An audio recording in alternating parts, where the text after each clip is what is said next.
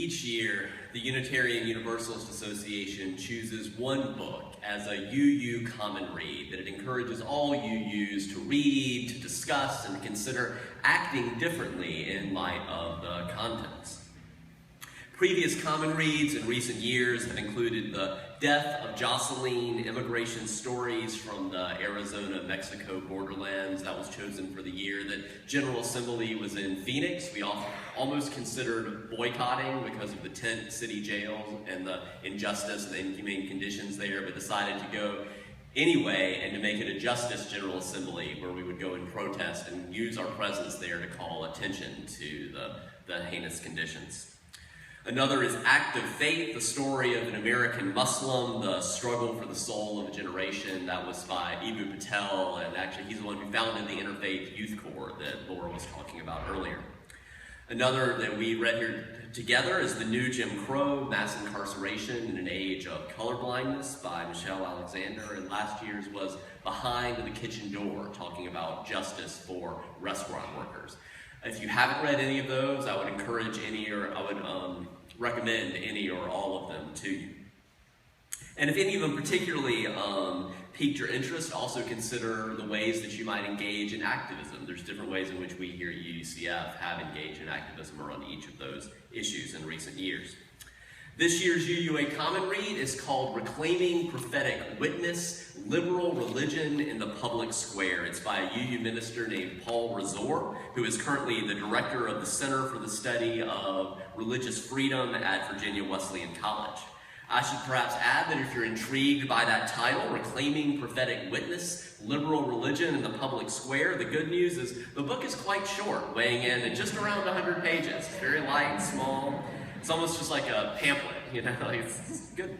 The major goal of this book is to challenge UUs and other religious progressives to reflect on the ways that our values do or could support our activism in creating a more just, equitable, and peaceful world.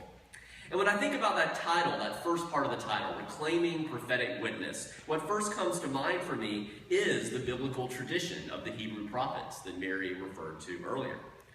And when I think about them, I guess first I think about the ways that the more theologically conservative congregation of my childhood taught me to view the Hebrew prophets in a very different way than what Razor has in mind. They taught me to read what they called the Old Testament, right? That really kind of gives it away from the beginning, right? This is the Old Testament. We should call it the Vintage Testament, right? The Elder Testament, I don't know, the First Testament. But they taught me to read the Old Testament very selectively for the ways these books and passages in them could be read as predicting events centuries into the future in the life of Jesus. But in college, when I took a class on the Hebrew prophets and began reading those books from the perspective of their original context, I began to see that it's clear that most of the biblical prophets were principally concerned not about the distant future, but about their present. And really, any predictions they made were really about, like, if you go into this war, this is what will happen. If you don't change this law. They were concerned about predicting things in their present, not about centuries into the future. They were concerned with social injustice and corruption in their own day. And that they would be perplexed and shocked, I came to see, if they could have somehow been transported in time and become aware of how Christians would read their texts centuries later. As the Jewish literary critic Harold Bloom has said regarding the ways that Christians have often read Jewish scriptures, he said, it's like Christians stole our watch and for the last 2,000 years have been trying to tell us what time it is. There's a lot more to say about the interpretation of the Hebrew Bible. I'll eventually teach a class here at UCF on the Hebrew prophets, but for now, let me give you just two pivotal examples that were highly influential on 20th century social prophets like Rabbi Abraham Joshua Heschel and the Reverend Dr. Martin Luther King Jr. The first of the two is from the 5th chapter of the prophet Amos. He's speaking on behalf of the divine, and Amos says to the people, I despise your festivals. This is bad news for the Spring into Action picnic, right? I hate your festivals. I take no delight in your solemn assemblies. That's bad news for our worship practice. He says, even though you offer me burnt offerings and grain offerings, I will not accept them, and the offering of well-being of your fatted animals, I will not look upon. You're going to all this trouble, you're burning your best animals, and I don't care. Take away from me the noise of your songs. So your songs are quite lovely, but that's not what Amos thinks we want. I will not listen to the melody of your harps. So think how this prophetic indictment would have sounded to the religious leaders of Amos's day, or really of today, or any day. And he says instead of all this stuff that you think is what is needed, he says, no, let justice roll down like waters, and righteousness like an ever-flowing stream. What I care about is justice and righteousness, how you act, how you behave, how you treat each other. A second example is from the 6th chapter of the prophet Micah, and it's been called the Psalm of the Prophets. So later, for those of you who are familiar with the Christian tradition, we're going to get this interlocutor coming to Jesus and saying, Jesus, what is the greatest commandment? And so traditionally, the Jewish tradition came to see itself as having 613 mitzvot, 613 commandments. And so they said, Jesus, which is the greatest? And he said, well, the greatest is to love God with your whole heart, soul, mind, and strength. And that's, of course, he's not just making that up. He's quoting Deuteronomy 6:5, right? So of these 613 commandments, he says the greatest is Deuteronomy 6:5. And the second is like it, to love your neighbor as yourself, right? And what Jesus is quoting there is Leviticus. Of all the things in Leviticus, right? It's really interesting that what he picks out to talk about is the part where it says, love your neighbor as yourself. So that basically all things aren't created equal in the Torah, that loving God and loving your neighbor is more important. And so, but before Jesus ever came along, people used to look to this verse in Micah as the sum of the prophets. And it says, from Micah 6, shall I come before God with burnt offerings, with calves a year old? Will God be pleased with thousands of rams? If I'm rich enough to give God thousands of rams and 10,000 rivers of oil, shall I give my firstborn for my transgression?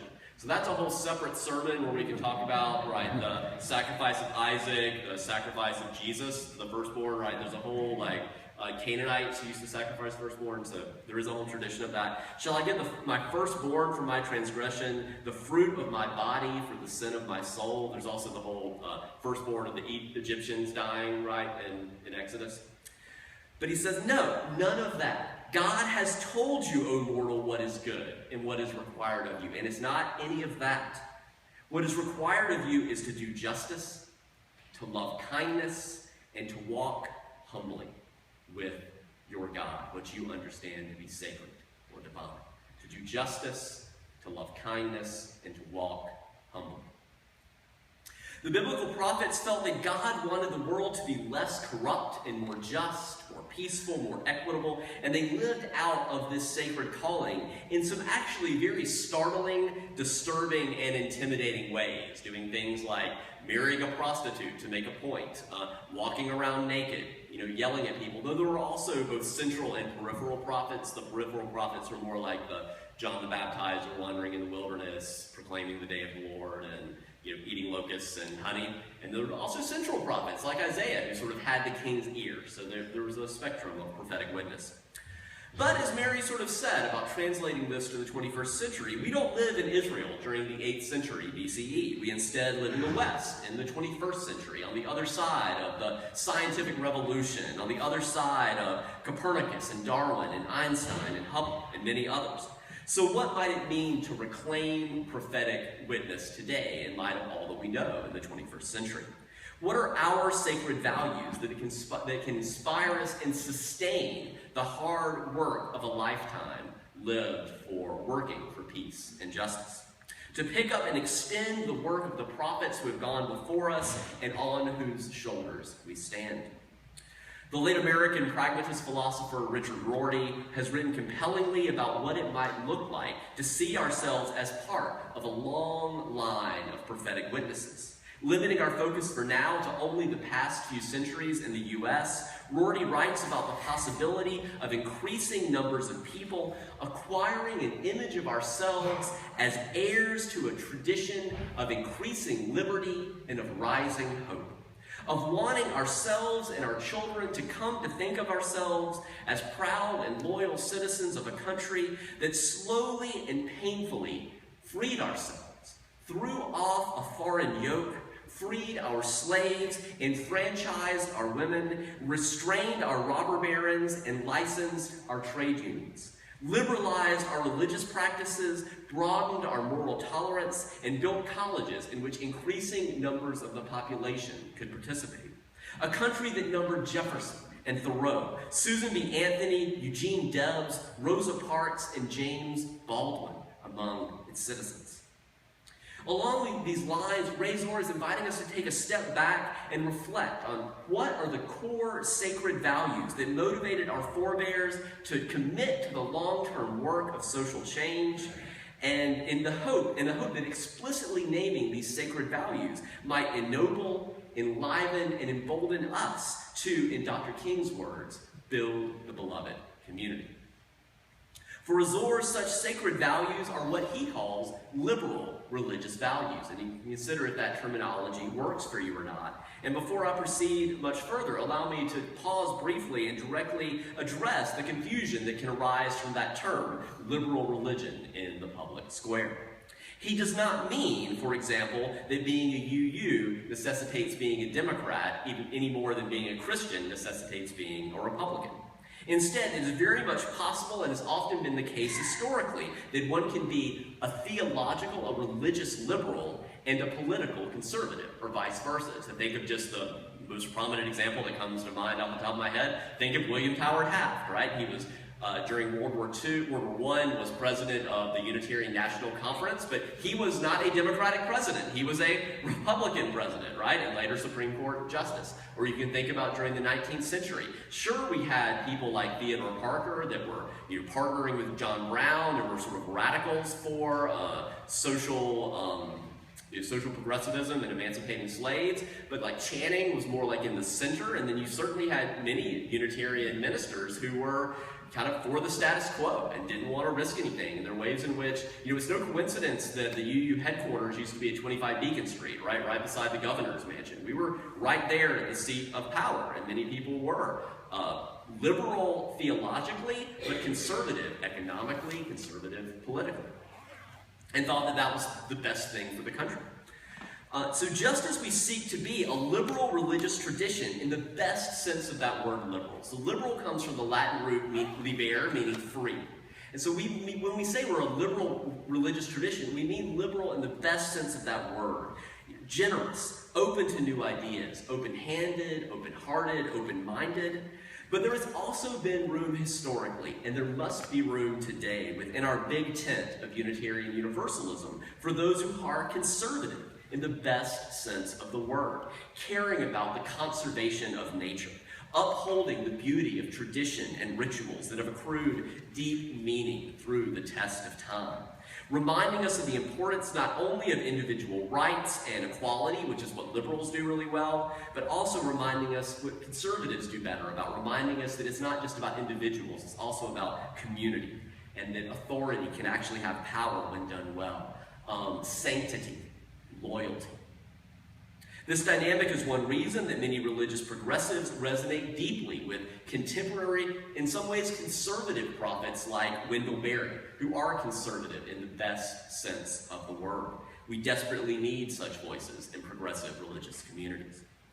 But in contrast to this big tent position, conventional wisdom today too often wrongly holds that all religious people are political, social, and economic conservatives, overemphasizing the religious right and ignoring the tremendous historic influence of what could be called the religious left, from women's suffrage to civil rights and more. Surveying our landscape today, Razor highlights that two theologies dominate the U.S. cultural experience, two conservative theologies. One, the theology of redemptive violence, that insists that bad violence can only be met by good violence, right? And the theology of free market fundamentalism. And I think you saying that it's a theology is not incorrect. Like, people sort of hold on to these things. This is religious values, core sacred values. So a free market fundamentalism which insists that the free market creates order and balance. And one major challenge of Razor's book is to consider what alternative convictions religious progressives might bring to the public square.